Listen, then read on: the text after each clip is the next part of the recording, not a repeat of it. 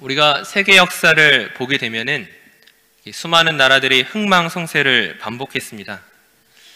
특별히 고대 세계에서부터 지금에 이르기까지 주변에 매우 큰 영향력을 가진 나라들이 분명히 있습니다.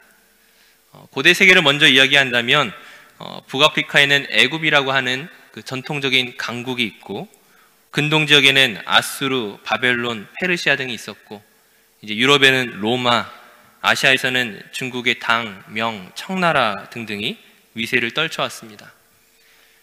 근현대로 와서는 스페인, 영국, 독일 등의 그 유럽이 강한 힘을 발휘하다가 이제 미국과 러시아의 냉전을 거치면서 현재는 미국이 가장 큰 영향력을 가지고 있습니다. 이러한 모든 나라들의 공통점이 어떤 것들이 있겠습니까? 그 힘과 위세가 절정에 이르렀을 때는 그 영광이 결코 끝나지 않을 것처럼 보이지만, 예를 들면 18세기 스페인이나 19세기 영국이 전성기였을 때 무엇이라 불렀습니까? 해가 지지 않는 나라라고 부를 정도였습니다. 하지만 그 힘과 패권이 영원할 것처럼 보였었는데 실제는 그렇지 못했다는 것이죠. 오늘날로 와서도 미국과 중국을 G2라고 이야기하지만, 최근 그 미중의 무역 전쟁을 보게 되면은 중국이 이제 한 발을 뺐죠. 미국이 절대적인 힘을 가지고 있는 것처럼 보이지만, 중국이 군사적으로 경제적으로 아직 미국에게 상대가 되지 않는 것처럼 보이지만, 미국의 전성기가 과연 영원하겠습니까? 앞서 말씀드렸던 것처럼, 또 지금까지의 세계 역사가 우리에게 보여주었던 것처럼 영원한 것은 없습니다. 꽃이 피었다가 지는 것이 당연한 것처럼, 달이 찬 이후에 다시 기우는 것처럼 세상의 그 어떤 나라도 영원한 것은 없는 것이죠. 이러한 원칙 가운데 우리가 주의 깊게 살펴봐야 할 것들이 있습니다. 왜냐하면 단순히 오랜 시간이 지났다고 해서 꽃이 지거나 달이 기우는 것과는 분명히 다르기 때문입니다. 즉, 오랜 시간 이후의 결과라는 점에 있어서는 분명히 동일하겠지만은 사실은 이 가운데에 있어서 시간이 절대적인 기준은 아니라는 것이죠. 그 모든 나라의 흥망성쇠의 그 기준과 원인이 어디에 있습니까? 사실 오늘 함께 예배드리는 우리 모두는 분명히 잘 알고 있습니다. 시간이 절대적이라고 해서 말하는 것이 아니라 하나님께서 정하신 뜻과 그 계획 안에서 그 나라가 흥망성쇠를 반복한다는 것입니다. 오늘 본문의 말씀은 이를 명확하게 선포하고 있습니다. 오늘 본문 2절 말씀을 보시게 되면은 이러한 선포와 관련하여 4개의 동사가 연속적으로 사용되고 있습니다. 너희는 나라들 가운데 전파하라, 공포하라, 깃발을 세우라, 숨김이 없이 공포하여 이르라. 전파하라, 공포하라, 세우라, 이르라. 지금 바벨론 나라의 운명을 결정하시는 분이 누구라고 말하고 있습니까? 바벨론이라는 나라가 단지 시간이 오래 지났기 때문에 점점 멸망하는 것이 아니라, 자연스럽게 쇠퇴의 길로 들어선 것이 아니라, 지금 하나님께서 그렇게 하시겠다고 결정하시고 지금 선포하시는 것입니다. 그렇다면 하나님께서 왜 바벨론 시대를 끝내기로 결정하신 것이겠습니까? 오늘 본문 5절 말씀을 이어서 보시게 되면, 너희는 오라, 잊을 수 없는 영원한 언약으로 여호와와 연합하라 하리라. 하나님께서 이스라엘을 징계하시기 위하여서 바벨론을 사용하셨지만 이제는 이스라엘을 회복시키기로 결정하셨기 때문이었습니다. 하나님께서 이스라엘과 맺으신 그 언약을 기억하시고 이를 이루시기 위해서 지금 바벨론이란 나라를 지금 멸망길로 들어서게 했다는 것입니다. 지금 이를 통하여 분명하게 드러나는 것이 어떤 것이겠습니까? 하나님의 뜻에 따라, 그분의 결정에 따라 세계가 움직이는 것입니다. 나라와 열방과 민족을 만들어 가시는 분이 하나님이신데, 특별히 그 하나님의 뜻이 어디에 영향을 미치고 있는 것입니까? 무엇으로 비롯된 것입니까? 하나님께서 세우신 이스라엘 백성들, 곧 하나님의 백성으로 말미암아 그 모든 뜻을 이루어 가시는 것입니다. 이스라엘이 정치적으로, 경제적으로, 민족적으로 어떤 영향력과 힘을 가졌기 때문이 아니라 객관적으로 본다면 고대 근동의 역사에서 이스라엘은 말 그대로 별것 아닌 민족입니다. 주전 586년에 바벨론에 의해 멸망당하고 그들의 도시와 성전이 무너지고 바벨론의 그 수많은 포로들 가운데 하나의 민족일 뿐이었습니다.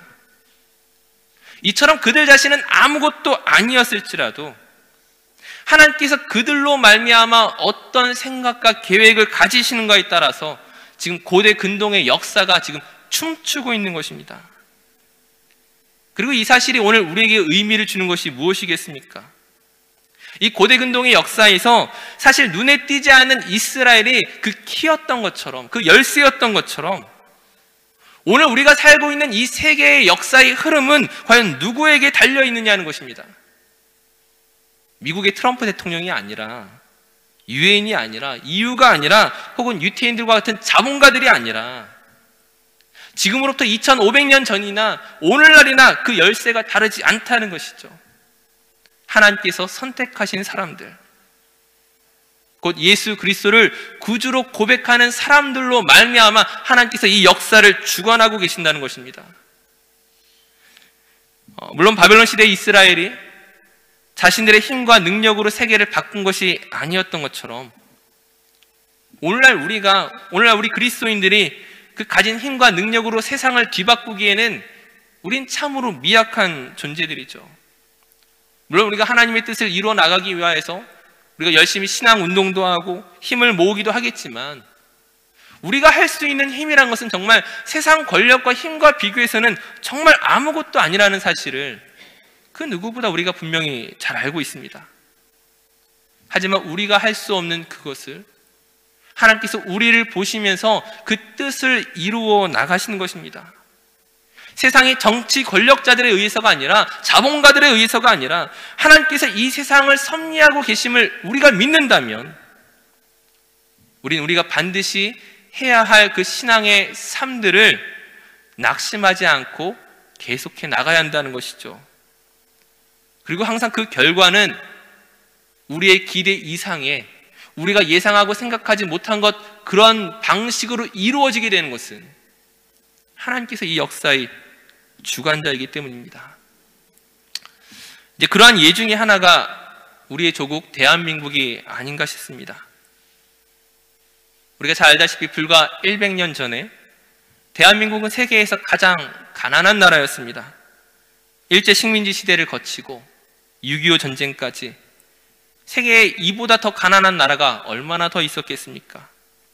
사실 현대 세계사에서 이처럼 완전한 폐허더미 위에서 지금의 대한민국과 같은 그런 나라를 세운 나라가 과연 몇 개나 있겠습니까? 한강의 기적이란 말이 괜히 나온 것이 아니라 정말 말 그대로 기적과 같은 일이었습니다.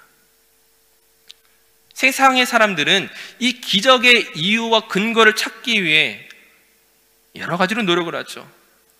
그들이 발견한 각각의 이유와 근거가 분명히 논리적이고 합리적인 어떤 설명을 해주겠지만, 그러나 그들이 그렇게 찾은 근거와 이유를 어디 다른 나라의 다른 삶의 현장에 적용한다고 해서 똑같은 기적을 경험할 수 있겠습니까? 결코 그렇지 못한 것입니다. 왜냐하면 세상의 방식으로는 다 설명할 수 없는 하나님이 이루어 가시는 분명한 방식들이 있기 때문입니다. 그리고 우리는 세상이 알지 못하는 그 방식들, 즉 이 기적의 원인이 어디에 있는지를 분명히 알고 있습니다. 우리 조국 대한민국을 위해 기도하는 사람들, 복음을 위해 헌신하는 사람들, 교회를 세워가고 선교사를 파송하는 일을 가장 큰 기쁨으로 여겼던 그 그리스도인들이 바로 그 일의 주인공이라는 사실을 우리는 알고 있습니다. 사실 이 폐허더미 위에 그리스도인들이 자기의 집을 세우는 것이 아니라 교회를 세우고 인구 대비 가장 많은 선교사를 파송할 수 있었던 이유는 무엇입니까? 하나님께서 그 일을 감당할 수 있도록 우리 조국 대한민국을 세워가신 것이고 교회를 세워가신 것이고 우리를 위하여 일하신 결과입니다.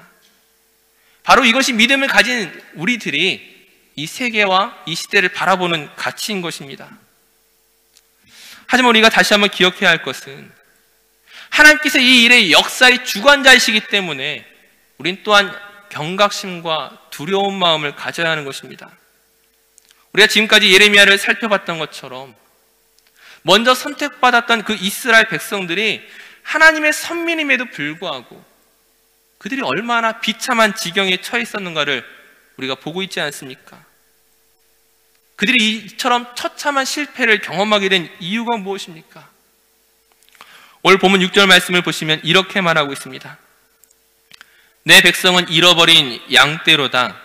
그 목자들이 그들을 곁길로 가게 하여 산으로 돌이키게 하였으므로 그들이 산에서 언덕으로 돌아다니며 쉴 곳을 잊었도다. 지금 양떼를 푸른 초장과 그 물가로 인도해야 할 그 목자들이 그 백성들을 잘못 이끌어서 험한 산으로 데려갔습니다. 올바른 신앙의 길로 안내하는 것이 아니라 들짐승이 노리는 그런 위험한 길로 그들을 안내했다는 것입니다. 여기서 말하는 이 산과 언덕은 이스라엘 백성들이 그들의 우상 숭배가 이루어졌던 산당을 의미할 것입니다.